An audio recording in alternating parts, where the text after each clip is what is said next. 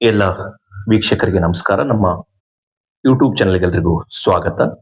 ನಾನು ನಿಮ್ಮ ಡಾಕ್ಟರ್ ನಾಗಪ್ಪ ಹೂವಿನಬಾವಿ, ಕನ್ನಡ ಅಧ್ಯಾಪಕರು, ಸ್ನಾತಕೋತ್ತರ ಕೇಂದ್ರ ಯಲಬುರ್ಗಾ. ನಾನು ಇವತ್ತು BA 4ನೇ ಸೆಮಿಸ್ಟರ್ ವಿದ್ಯಾರ್ಥಿಗಳ ಪಠ್ಯಕ್ಕಿರುವಂತಹ ಚಿಲಿಪಿಲಿ ಗಾನದ ಬೆಲೆ ಏನು ಅಂತ ಸುಮಾರು ಜನ ವಿದ್ಯಾರ್ಥಿಗಳು ನಮ್ಗೆ ಈ ಲೇಖನ ಒಂದ್ ಸ್ವಲ್ಪ ಅಷ್ಟಾಗಿ ಅರ್ಥ ಆಗಿಲ್ಲ, ದಯವಿಟ್ಟು ಒಂದ್ ಸ್ವಲ್ಪ ಅದರ ಬಗ್ಗೆ ತರಗತಿಯನ್ನ ಮಾಡಿ ಸರ್ ಅಂತ ವಿನಂತಿ ಮಾಡಿರೋ ಕಾರಣಕ್ಕೆ ಇದನ್ನ ನಾನು ಇವತ್ತು ತರಗತಿಯನ್ನ ಮಾಡ್ತಾ ಇದ್ದೀನಿ ವಿದ್ಯಾರ್ಥಿಗಳ ಅನುಕೂಲ ದೃಷ್ಟಿಯಿಂದ. ಚಿಲಿಪಿಲಿ ಗಾನದ ಬೆಲೆ ಏನು ಅನ್ನೋ ಲೇಖನವನ್ನ ಬರೆದವರು ನಾಗೇಶ್ ಹೆಗಡೆ ಅವರಂತ. ಮೊದಲಿಗೆ ಲೇಖನ ನೋಡೋಕ್ಕಿಂತ ಪೂರ್ವದಲ್ಲಿ ನಾಗೇಶ್ ಹೆಗಡೆ ಅವರ ಬಗ್ಗೆ ಒಂದು ಸ್ವಲ್ಪ ಸಂಕ್ಷಿಪ್ತ ಪರಿಚಯವನ್ನು ಮಾಡ್ಕೊಳ್ಳೋಣ. ನಾಗೇಶ್ ಹೆಗಡೆ ಉತ್ತರ ಕನ್ನಡ ಜಿಲ್ಲೆಯ ಬಕ್ಕೆಮನೆಹಳ್ಳಿಯಲ್ಲಿ 1948ರಲ್ಲಿ ಜನಿಸ್ತಾರೆ. ಇವರು ಹೊಸಗನ್ನಡ ವೈಜ್ಞಾನಿಕ ಜನಪ್ರಿಯ ಸಾಹಿತ್ಯ ಲೋಕದಲ್ಲಿ ತುಂಬಾ ಪ್ರಖ್ಯಾತಿಯನ್ನ ಹೊಂದಿದಂತವ್ರು. ಈ ಪಶ್ಚಿಮ ಬಂಗಾಳದ ಖರಗ್ಪುರ್ IITಯಲ್ಲಿ ಇವರು ಅನ್ವಯಿಕ ಭೂವಿಜ್ಞಾನದಲ್ಲಿ MSc ಪದವಿಯನ್ನು ಕೂಡ ಇವರು ಮಾಡ್ತಾರೆ. ಜೊತೆಗೆ ದಿಲ್ಲಿಯ ಜವಾಹರ್ಲಾಲ್ ನೆಹರು ವಿಶ್ವವಿದ್ಯಾಲಯದಲ್ಲಿ ಪರಿಸರ ಭೂವಿಜ್ಞಾನದಲ್ಲಿ MPhil ಪದವಿಯನ್ನು ಕೂಡ ಇವರು ಪಡೆದಿದ್ದಾರೆ. ಕೆಲ ಕಾಲ ಹಿಮಾಲಯದ ನೈನಿತಾಲ್ ನಲ್ಲಿರುವಂತಹ ಕುಮಾವೋ ವಿಶ್ವವಿದ್ಯಾಲಯದಲ್ಲಿ ಇವರು ಉಪನ್ಯಾಸಕರಾಗಿ ಕಾರ್ಯವನ್ನ ನಿರ್ವಹಿಸಿದ್ದಾರೆ. ಸುಮಾರು ಕೃತಿಗಳನ್ನು ಅವರು ರಚಿಸಿದ್ದಾರೆ ಅಥವಾ ಲೇಖನಗಳನ್ನು ಕೂಡ ರಚಿಸಿದ್ದಾರೆ. ಇರುವುದೊಂದೇ ಭೂಮಿ, ಗಗನಸಖಿಯರ ಸೆರಗು ಹಿಡಿದು, ಕೆರೆಯಲ್ಲಿ ಚಿನ್ನ, ಕೆರೆಯೇ ಚಿನ್ನ, ನಮ್ಮೊಳಗಿನ ಬ್ರಹ್ಮಾಂಡ, ಹೀಗೆ ಹಲವಾರು ಪ್ರತಿದಿನ ಪರಿಸರ ದಿನ ಪ್ರಮುಖ ಕೃತಿಗಳ ಜೊತೆಗೆ ಈ ಇರುವುದೊಂದೇ ಭೂಮಿ ಕೃತಿಗೆ ಸಾಹಿತ್ಯ ಅಕಾಡೆಮಿ ಪ್ರಶಸ್ತಿ ಕೂಡ ಲಭಿಸಿದೆ. ಗಗನಸಖಿಯರ ಸೆರಗ ಹಿಡಿದು ಕೃತಿಗೆ ಆರ್ಯಭಟ ಪ್ರಶಸ್ತಿ ಕೂಡ ಇವರಿಗೆ ಕೊಟ್ಟಿದ್ದಾರೆ. ಇವರಿಗೆ ಶ್ರೇಷ್ಠ ಪ್ರಶಸ್ತಿ ಅಂದ್ರೆ ಶ್ರೇಷ್ಠ ಪತ್ರಕರ್ತ ಪ್ರಶಸ್ತಿ ಕೂಡ ಇವರಿಗೆ ಲಭಿಸಿದೆ. ಒಂದು ಅಮೆರಿಕ ಸರ್ಕಾರದ ಪರಿಸರ ಅತಿಥಿಯಾಗಿ ರಿಯೋ ಶೃಂಗಸಭೆಯ ಪರಿಸರ ಪ್ರತಿನಿಧಿಯಾಗಿ ಕೂಡ ಇವರು ಹೋಗಿದ್ರಂತಾನೆ ಹೇಳ್ಬೋದು. ಇನ್ನು ಇವರು ವಿಶೇಷ ಏನಂತಂದ್ರೆ ಪರಿಸರ ವಿಜ್ಞಾನ ಕುರಿತಂತ ಬರಹಗಳಿಂದ ಕನ್ನಡ ಓದುಗರಿಗೆ ತುಂಬಾ ಪರಿಚಿತರಾದವರು ಯಾರು ಅಂತಂದ್ರೆ ನಾಗೇಶ್ ಹೆಗಡೆ ಅವರು. ಯಾಕೆ ಚಿರಪರಿಚಿತರಂದ್ರೆ ವೈಜ್ಞಾನಿಕ ವಿಷಯಕ್ಕೆ ಸಂಬಂಧಪಟ್ಟಂತ ವಿಷಯಗಳನ್ನ ಕನ್ನಡದಲ್ಲಿ ತುಂಬಾ ಸರಳವಾಗಿ ಮತ್ತು ಮನಮುಟ್ಟುವಂತೆ ಬರೆಯುವಂತ ಕೆಲಸ ಇವರು ಮಾಡ್ತಿದ್ರು. ಸುಮಾರು 1980ರಿಂದ ಪ್ರಜಾವಾಣಿಯ ಮತ್ತು ಸುಧಾ ಬಳಗದ ವಿಜ್ಞಾನ ಅಭಿವೃದ್ಧಿ ಮತ್ತು ನುಡಿ ಚಿತ್ರಣ ಲೇಖನಗಳನ್ನ ನಿರಂತರವಾಗಿ ಬರೆಯುವಂತ ಕೆಲಸ ಇವರು ಮಾಡ್ತಿದ್ರು. ನಿಮ್ಮ ಪಠ್ಯಕ್ಕೆ ಇಟ್ಟಿರುವಂತಹ ಚಿಲಿಪಿಲಿ ಗಾನದ ಬೆಲೆ ಏನು ಎಂಬ ಲೇಖನವನ್ನ ಪರಿಸರ ವಿಜ್ಞಾನ ಪ್ರತಿದಿನ ಪರಿಸರ ದಿನ ಎಂಬ ಕೃತಿಯಿಂದ ಆಯ್ದುಕೊಳ್ಳಲಾಗಿದೆ. ಮೊದಲಿಗೆ ನಾವು ಈ ಲೇಖನ ಯಾವ ವಿಷಯದ ಜೊತೆಗೆ ಪ್ರಾರಂಭ ಆಗುತ್ತೆ ಮತ್ತು ಏನು ಪ್ರಮುಖ ವಿಷಯಗಳನ್ನ ಇಲ್ಲಿ ಚರ್ಚೆ ಮಾಡಿದ್ದಾರೆ ಮತ್ತೆ ಈ ಲೇಖನದ ಆಶಯ ಏನು ಅಂತ ನೋಡ್ತಾ ಹೋದ್ರೆ, ಮೊದಲಿಗೆ ಅವರು ಏನ್ ಹೇಳ್ತಾರೆ ಅಂತಂದ್ರೆ ಈ ಪ್ರಕೃತಿ ಅನ್ನೋದು ನಮ್ಗೆ ಎಷ್ಟು ಅವಶ್ಯಕ ಮತ್ತು ನಾವು ಪ್ರಕೃತಿಯಿಂದ ಪುಕ್ಕಟೆಯಾಗಿ ಏನನ್ನೆಲ್ಲ ನಾವು ಪಡಿತೀವಿ ನಿಸರ್ಗದಿಂದ.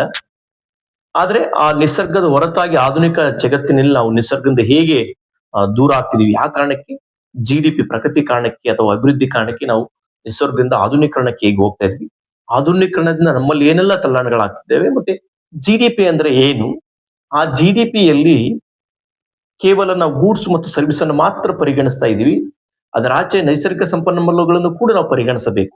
ಒಂದು ವೇಳೆ ನೈಸರ್ಗಿಕ ಸಂಪನ್ಮೂಲಗಳನ್ನ ಪರಿಗಣಿಸದೇ ಇದ್ದಲ್ಲಿ ನಮ್ಮ ದೇಶ ಎಂತ ಅಧೋಗತಿಗೆ ಹೋಗುತ್ತೆ.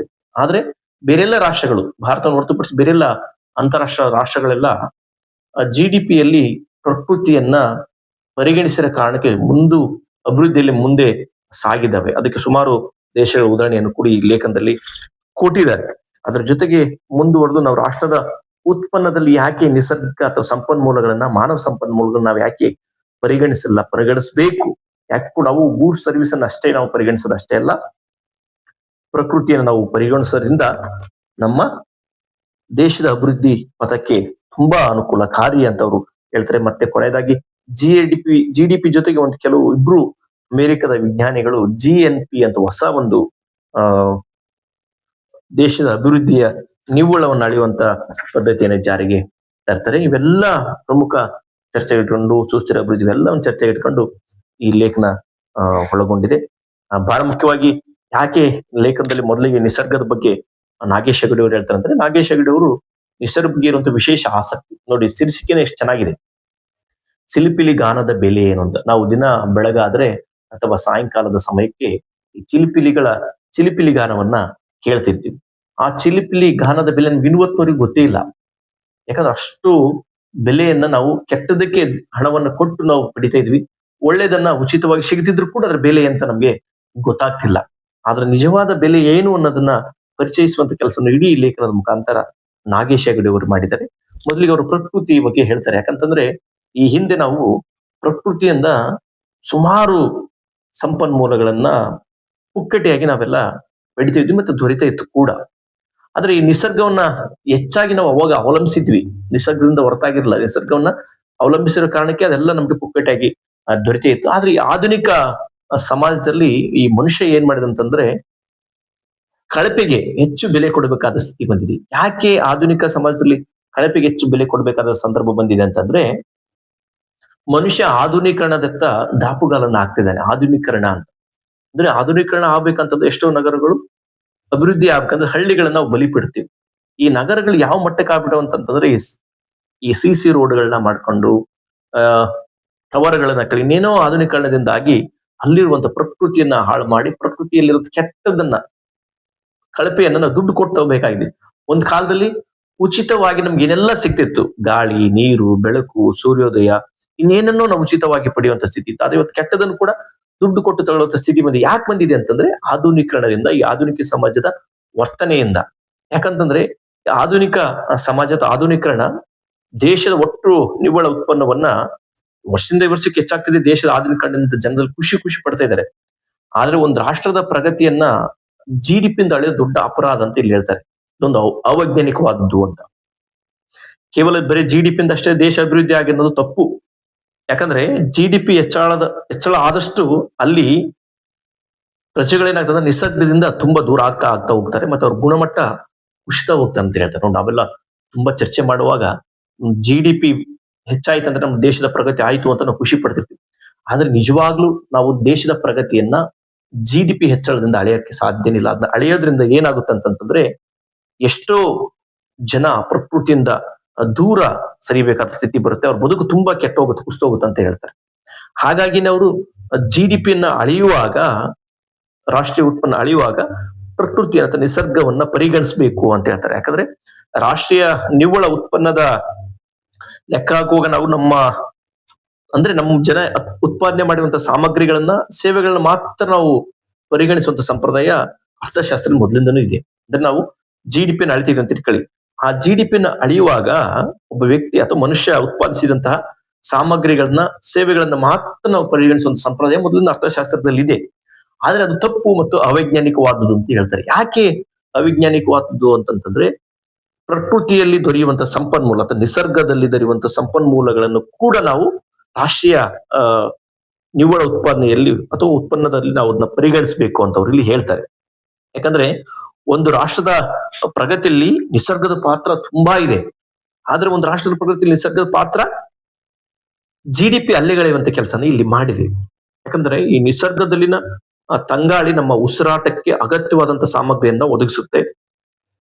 ಜೊತೆಗೆ ಬಸವಳದಂತ ಅಂದ್ರೆ ದಣಿದಿರುವಂತ ದೇಹಕ್ಕೆ ಅದು ಚಾಮರವಾಗಿ ಬೆಸೆಯುವ ಸೇವೆಯನ್ನು ಕೂಡ ಅದು ಸಲ್ಲಿಸುತ್ತೆ. ಅಂದ್ರೆ ನಾವು ಪರಿಸರದ ಸೇವೆಯನ್ನ, ಪರಿಸರದ ಗಾಳಿಯನ್ನ, ಬೆಳಕನ್ನ, ಸ್ವಚ್ಛಂದವಾದ ಪಕ್ಷಿಗಳ ಧ್ವನಿಯನ್ನ, ಇನ್ಯಾವುದನ್ನು ನಾವು GDPಯಲ್ಲಿ ನಾವು ಅದನ್ನ ಪರಿಗಣಿಸಲ್ಲ. ಆದ್ರೆ ಅದನ್ನ ಪರಿಗಣಿಸಬೇಕು ಅಂತ. ಯಾಕಂತಂದ್ರೆ ನಾವು ಕೇವಲ ಗೂಡ್ಸ್ ಮತ್ತು ಸೇವೆಗಳನ್ನ ಅಷ್ಟೇ ಪರಿಗಣಿಸಲು ಸಾಧ್ಯ ಆಗಲ್ಲ. ಯಾಕಂತಂದ್ರೆ ನಿಸರ್ಗ ಏನೆಲ್ಲ ನಮ್ಗೆ ಸೇವೆಗಳನ್ನ ಅದು ಕೊಡುತ್ತೆ.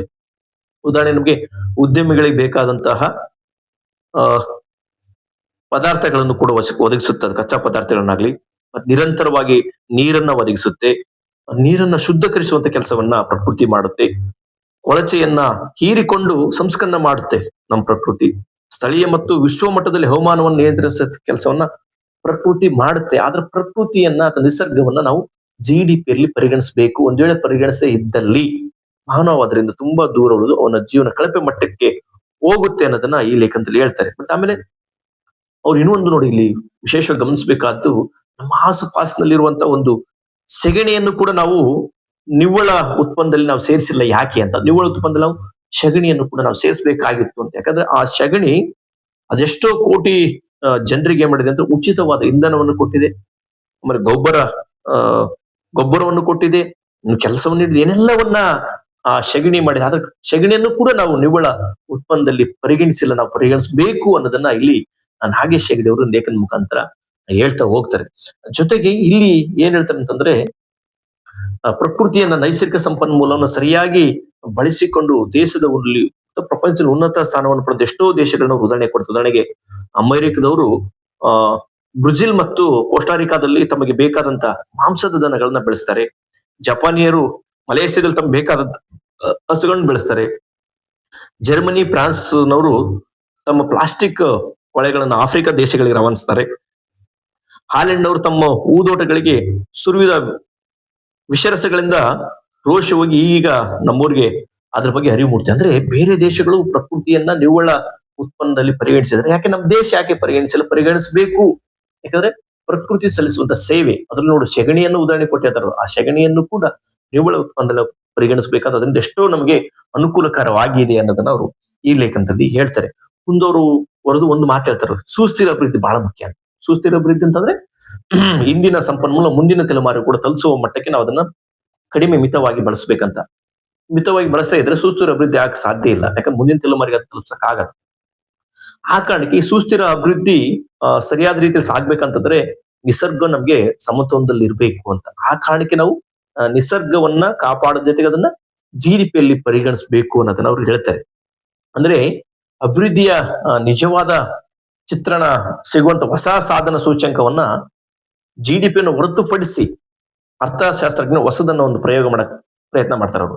ನೋಡಿ, GDP ಬದಲಾಗಿ ಅವ್ರು GNP ಅಥವಾ ನಿವ್ವಳ ನಿಸರ್ಗ ಉತ್ಪನ್ನ ಎಂಬುದನ್ನ ಅವ್ರು ಬಳಕೆ ಮಾಡಕ್ಕೆ ಪ್ರಯತ್ನ ಮಾಡ್ತಾರೆ. ಅದನ್ನ ಮೊದಲು ಪ್ರಯತ್ನ ಪಟ್ಟವ್ರು ಯಾರು ಅಂತಂದ್ರೆ ಅಮೆರಿಕದಲ್ಲಿರುವಂತ ಹರ್ಮನ್ ಡ್ಯಾಲಿ ಮತ್ತು ಜಾನ್ ಕಾಬ್ ಅಂತ. ಸುಮಾರು 1989ರಲ್ಲಿ ಇದನ್ನ ಅವರು ಸೂಚನೆ ಮಾಡ್ತಾರೆ. ಅಂದ್ರೆ ಈ GDP ಅನ್ನೋದ್ರ ಮುಖಾಂತರ ದೇಶದ ಪ್ರಗತಿಯನ್ನು ಅಳ್ತಾ ಇದ್ವಿ. ಆ GDP-ಯಲ್ಲಿ ಪ್ರಕೃತಿಯನ್ನಾಗ್ಲಿ, ನೈಸರ್ಗಿಕ ಸಂಪನ್ಮೂಲವನ್ನಾಗ್ಲಿ ನಾವು ನಿವ್ವಳ ಉತ್ಪನ್ನದಲ್ಲಿ ಸೇರಿಸಿಲ್ಲ, ಪರಿಗಣಿಸಿಲ್ಲ. ಅದು ಪರಿಗಣಿಸೇ ಇದ್ದಾಗ ದೇಶದ ಅಭಿವೃದ್ಧಿ ಆಗಕ್ಕೆ ಸಾಧ್ಯ ಇಲ್ಲ. ಆ ಕಾರಣಕ್ಕೆ ಅವರು ಹೊಸದೊಂದು ನಿವ್ವಳ ಉತ್ಪನ್ನವನ್ನು ಅವರು ಹುಡುಕಾಡುವಂತ, ಸೂಚಿಸುವಂತ ಕೆಲಸವನ್ನ ಅಮೆರಿಕದ ಹರ್ಮನ್ ಡ್ಯಾಲಿ ಮತ್ತು ಜಾನ್ ಕ್ಯಾಬ್ ಅವರು 1980ರಲ್ಲೇ ಮಾಡ್ತಾರೆ. ನೋಡಿ, ಎಷ್ಟು ಚೆನ್ನಾಗಿದೆ, GNP ಅಂತ, ನಿವ್ವಳ ನಿಸರ್ಗ ಉತ್ಪನ್ನ ಅಂತಂತ. ಅದಕ್ಕೆ ಈ ರಾಷ್ಟ್ರೀಯ ಉತ್ಪನ್ನದಲ್ಲಿ ಗೋಮಾಳ ಇದ್ರ ಉದ್ದೇಶ ಏನು?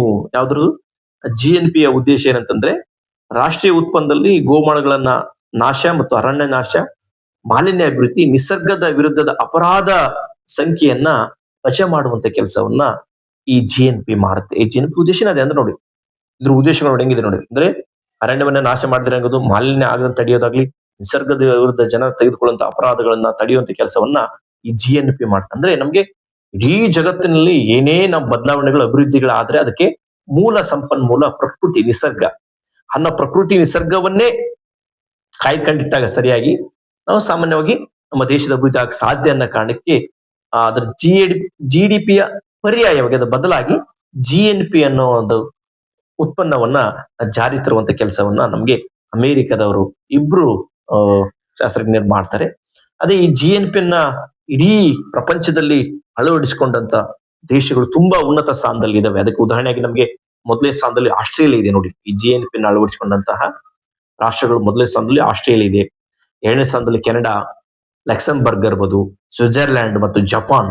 ನೋಡಿ, ಇವೆಲ್ಲ GNP-ನ ಅಳವಡಿಸಿಕೊಂಡಿದ್ದಾವೆ. ಅದಕ್ಕೆ ಪ್ರಪಂಚದ ಅಭಿವೃದ್ಧಿ ಹೊಂದಿದ ರಾಷ್ಟ್ರಗಳಲ್ಲಿ ಮೊದಲನೇ ಸ್ಥಾನದಲ್ಲಿ ಒಳಗೊಂಡಿರುವಂತಹ ರಾಷ್ಟ್ರಗಳು. ಆದ್ರೆ ನಮ್ಮ ಭಾರತ ದೇಶ GDP-ಯನ್ನ ಅಳವಡಿಸಿಕೊಂಡು ಇವತ್ತು ಅಭಿವೃದ್ಧಿ ಪಡ್ತಿದೀವಿ. GDP ಮೇಲೆ ಹೆಚ್ಚಾಗ್ತಿದ್ದು ಖುಷಿ ಪಡ್ತಿದೀವಿ.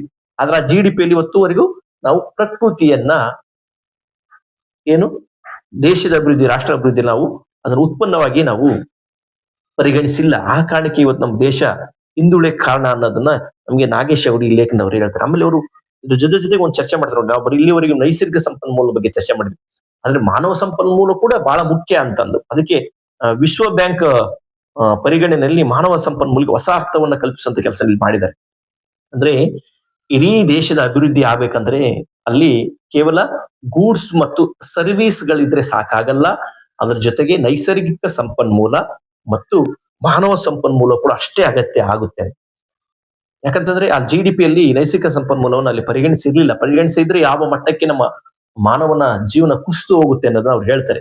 ಜೊತೆಗೆ ಬೇರೆ ರಾಷ್ಟ್ರಗಳು GNPಯನ್ನು ಅಳವಡಿಸಿಕೊಂಡಿರೋ ಕಾರಣಕ್ಕೆ ಯಾವ ಮಟ್ಟಕ್ಕೆ ಅಭಿವೃದ್ಧಿಯನ್ನ ಸಾಧಿಸಿವೆ ಅಂತ ಹೇಳ್ತವೆ. ನಿಸರ್ಗಕ ಸಂಪನ್ಮೂಲದ ಜೊತೆಗೆ ಮಾನವ ಸಂಪನ್ಮೂಲ ಕೂಡ ಇವರು ಚರ್ಚೆ ಮಾಡ್ತಾರೆ. ಈ ಜನಸಂಖ್ಯೆ ಅಂದ ತಕ್ಷಣ ನಮ್ಗೆ ದೇಶಕ್ಕೊಂದು ದೊಡ್ಡ ಹೊರೆ ಅಂತ ನಾವು ಅನ್ಕೊಂತೀವಿ. ಆದ್ರೆ ಈವರೆಗಿನ ಕಲ್ಪನೆಯನ್ನ ಬದ್ಧಿಸುವಂತ ಕೆಲಸವನ್ನು ಈ ಲೇಖನದಲ್ಲಿ ಹೇಳ್ತಾ ಇದ್ದಾರೆ. ಅಂದ್ರೆ ಮಾನವ ಸಂಪನ್ಮೂಲ ಉತ್ತಮ ಗುಣಮಟ್ಟದಾಗಿದ್ರೆ, ಉದಾಹರಣೆಗೆ ನಮ್ಗೆ ಆರೋಗ್ಯ, ಶಿಕ್ಷಣ, ಅಲ್ಲಿ ಸಂಸ್ಕೃತಿ, ಪರಿಸರ ಪ್ರಜ್ಞೆ ಗುಣಮಟ್ಟದಾಗಿದ್ರೆ ಆ ದೇಶದ ಸಮೃದ್ಧಿಗೆ ದೊಡ್ಡ ಶಕ್ತಿ ಆಗುತ್ತೆ ಅನ್ನೋದನ್ನ ಅವ್ರು ಹೇಳ್ತಾರೆ. ಅಂದ್ರೆ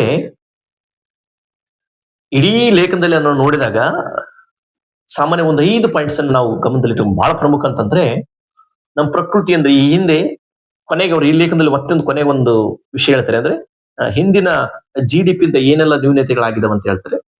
ಇಡಿಯಾಗಿ ಲೇಖನವನ್ನು ನಾವು ಗಮನಿಸಿದಾಗ ನಾವು ತಿಳ್ಕೊಳ್ಬೇಕಾದ ಪ್ರಮುಖವಾದ ಒಂದು 4-5 ಅಂಶಗಳನ್ನು ನೋಡೋದಾದ್ರೆ, ಮೊದಲಿಗೆ ಲೇಖನದಲ್ಲಿ ಹೇಳ್ತಾರೆ ಅಂದ್ರೆ ಪ್ರಕೃತಿಯಿಂದ ನಮಗೆ ಸಿಗುವಂತ ಪುಕ್ಕಟೆಯ ಲಾಭಗಳೇನು, ಆದ್ರೆ ಅದರ ನಂತರದಲ್ಲಿ ನಾವು ಆಧುನಿಕ ಸಮಾಜಕ್ಕೆ ಬಂದಾಗ, ಆಧುನೀಕರಣಗೊಂಡಾಗ ಕೆಟ್ಟ ಕಳಪೆ ಮಟ್ಟದ ಕಳಪೆಗಳನ್ನು ಕೂಡ ನಾವು ಇವತ್ತು ದುಡ್ಡು ಕೊಳ್ಳುವಂತ ಸ್ಥಿತಿ ನಮಗೆ ಬಂದಿದೆ. ಆ ಕಳಪೆ ಮಟ್ಟದನ್ನ ನಾವು ದುಡ್ಡು ಕೊಟ್ಟುಕೊಳ್ಳುವಂತ ಸ್ಥಿತಿ ಬಂದಿದೆ ಅಂತಂದ್ರೆ ಕಾರಣಗಳು ಏನು ಅನ್ನೋದನ್ನ ಅವ್ರು ಹೇಳ್ತಾರೆ. ಕಳಪೆಗೆ ಅಂದ್ರೆ ಇವತ್ತು ವಾಯು ಮಾಲಿನ್ಯವನ್ನು ಇನ್ಯಾವುದನ್ನ ಕೆಟ್ಟದನ್ನ ನಾವು ದುಡ್ಡು ಕೊಟ್ಟು ತೊಗೊಳ್ಳುವಂತ ಸ್ಥಿತಿ ಬಂದಿದೆ ಅಂತ ಹೇಳ್ತಾರೆ. ಅದ್ರ ಜೊತೆಗೆ ಈ ಕಳಪೆ ಮಟ್ಟಕ್ಕೆ ಬೆಲೆ ತೀರ್ಬೇಕಾದ ಸಂದರ್ಭ ಬಂದಿದೆಯಲ್ಲ, ಅದ್ ಕಾರಣ ಏನು? ಆಧುನೀಕರಣ ಅಂತ. ಈ ಆಧುನೀಕರಣದಿಂದಾಗಿ ಈ ಮಟ್ಟಕ್ಕೆ ಬಂದೋಗಿದೆ. ಜೊತೆಗೆ ನಮ್ಮ ದೇಶದ GDP ಸರಿನಾ, GDP ಇದೆಯಲ್ಲ, GDP ಮಾನದಂಡವನ್ನ ನಾವು ಅಳೆಯೋದ್ರಿಂದ, ಅಂದ್ರೆ GDP ಹೆಚ್ಚಳದಿಂದ ಇಡೀ ರಾಷ್ಟ್ರದ ಅಭಿವೃದ್ಧಿ ಆಗುತ್ತೆ ನಮ್ಮಲ್ಲಿ ಹುಚ್ಚುತನ ಇದೆಯಲ್ಲ, ಅದು ತಪ್ಪು ಅನ್ನೋ ಮಾದರಿಯನ್ನು ಅವರು ಹೇಳ್ತಾರೆ. ಯಾಕಂದ್ರೆ ನಾವು GDPಯನ್ನ ಅಳೆಯುವಾಗ ಆ ಗೂಡ್ಸ್ ಅಂಡ್ ಸರ್ವಿಸ್ ಅಷ್ಟ ಮಾತ್ರ ಗಮನದಲ್ಲಿ ಕಂಡು ಮನುಷ್ಯ ಉತ್ಪಾದನೆ ಮಾಡೋ ವಸ್ತುಗಳನ್ನ, ಆದ್ರೆ ನೈಸರ್ಗಿಕ ಸಂಪನ್ಮೂಲವನ್ನ ನಾವು ಇವತ್ತುವರೆಗೂ ಪರಿಗಣಿಸಿಲ್ಲ. ಅದನ್ನ ಪರಿಗಣಿಸಬೇಕು ಅನ್ನೋದನ್ನ ಹೇಳ್ತಾರೆ. ಯಾಕಂದ್ರೆ ನಿಸರ್ಗ ನಮಗೆ ಕೊಡುವಂತ ಎಷ್ಟೋ ಉಚಿತವಾದಂತಹ ಗಾಳಿ, ಬೆಳಕು, ಪ್ರಕೃತಿ, ನೀರು, ಜೊತೆಗೆ ನಿಸರ್ಗ ನಮಗೆ ಕಾರ್ಖಾನೆಗಳು ಬೇಕಂತ ಕಚ್ಚಾ ವಸ್ತುಗಳನ್ನ ಕೊಡುತ್ತೆ, ಆಮೇಲೆ ನೀರನ್ನ ಶುದ್ಧೀಕರಿಸುತ್ತೆ, ನೀರನ್ನ ಕೊಡುತ್ತೆ, ಇನ್ನೆಲ್ಲವನ್ನ ಸೇವೆಯನ್ನು ಅದು ಸಲ್ಲಿಸುತ್ತೆ. ಆ ಸಲ್ಲಿಸುವಂತ ಸೇವೆಯನ್ನು ಕೂಡ ನಾವು ಪರಿಗಣಿಸ್ತಿಲ್ಲ ಅಂತ ಅನ್ನೋದನ್ನ ಅವರು ಈ ನೋವಿನ ಸಂಗತಿಯನ್ನ ಹೇಳ್ತಾರೆ. ಅದನ್ನ ನಾವು ಕೂಡ ಪರಿಗಣಿಸಬೇಕು ಅನ್ನೋದನ್ನ ಹೇಳ್ತಾರೆ. ಅದರ ಜೊತೆಗೆ ಮುಂದುವರೆದವ್ರು ಏನ್ ಮಾಡ್ತಾರೆ ಅಂತಂದ್ರೆ, ಈ ಪ್ರಕೃತಿಯನ್ನ ನೈಸರ್ಗಿಕ ಸಂಪನ್ಮೂಲವಾಗಿ ಮತ್ತು ನೈಸರ್ಗಿಕ ಸಂಪನ್ಮೂಲ GDPಯಲ್ಲಿ ಗಮನಿಸಿರುವಂತ ಎಷ್ಟೋ ರಾಷ್ಟ್ರಗಳು ಮುನ್ನೆಲೆಗೆ ಸಾಧಿಸಿದವಂತ ಹೇಳ್ತಾರೆ. ಮುಂದುವರೆದು ಈ GDP ಬದಲಾಗಿ GNPಯನ್ನ ಸೂಚಿಸುವಂತ ಅಮೆರಿಕ ರಾಷ್ಟ್ರಗಳು, ಅಮೆರಿಕದ ಇಬ್ಬರು ವ್ಯಕ್ತಿಗಳ ಮುಖಾಂತರ ಈ GNP ಅನ್ನೋದು ಜಾರಿಗೆ ಬಂತು. ಆ GNPಯನ್ನೇ ಪ್ರಪಂಚದ ಸುಮಾರು ರಾಷ್ಟ್ರಗಳು ಬಳಸ್ಕೊಂಡಿದ್ದಾವಲ್ಲ, ಅವೆಲ್ಲ ರಾಷ್ಟ್ರಗಳು ಇವತ್ತು ಉನ್ನತ ಸ್ಥಾನದಲ್ಲಿ ಇದಾವೆ ಅನ್ನೋದು ಅವರು ಹೇಳ್ತಾರೆ. ಜೊತೆಗೆ ನೈಸರ್ಗಿಕ ಸಂಪನ್ಮೂಲ ಜೊತೆ ಮಾನವ ಸಂಪನ್ಮೂಲ ಕೂಡ ಬಹಳ ಮುಖ್ಯ. ಮಾನವ ಸಂಪನ್ಮೂಲ ಕೂಡ ನಾವು ಸಮರ್ಥವಾಗಿ ಬಳಸಿಕೊಂಡಾಗ ನಮ್ಮ ದೇಶ ಅಭಿವೃದ್ಧಿಯತ್ತ ಸಾಗಲು ಸಾಧ್ಯ ಅನ್ನೋದನ್ನ ಇಡೀ ಲೇಖನ ಮುಖಾಂತರ ಅವರು ಹೇಳ್ತಾ ತುಂಬಾ ಸರಳವಾದಂತ ಲೇಖನ. ಯಾಕಂತಂದ್ರೆ GDP ಯಾಕೆ ಬಂತು, GDPಯಲ್ಲಿ ನೈಸರ್ಗಿಕ ಸಂಪನ್ಮೂಲಗಳು ಬಳಸಿದ ಕಾರಣ ಏನು, GNP ಯಾಕೆ ಬದಲಾವಣೆ ತಂದ್ರು ಬೇರೆ ರಾಷ್ಟ್ರಗಳು, GNPಯಲ್ಲಿ ನಾವು ನೈಸರ್ಗಿಕ ಸಂಪನ್ಮೂಲಗಳನ್ನ ಹೇಗೆ ಬಳಸಬೇಕು, ಅದರಿಂದ ಹೇಗೆ ದೇಶದ ಪ್ರಗತಿ ಆಗುತ್ತೆ ಅನ್ನೋದನ್ನ ಇಡೀ ಲೇಖನ ಮುಖಾಂತರ ಹೇಳಿದರೆ, ಇಷ್ಟು ನಮ್ಗೆ ಈ ಲೇಖನದ ಪ್ರಮುಖ ಅಂಶಗಳು ಮತ್ತು ಆಶಯ ಅಂತಾನೆ ಹೇಳ್ಬೋದು.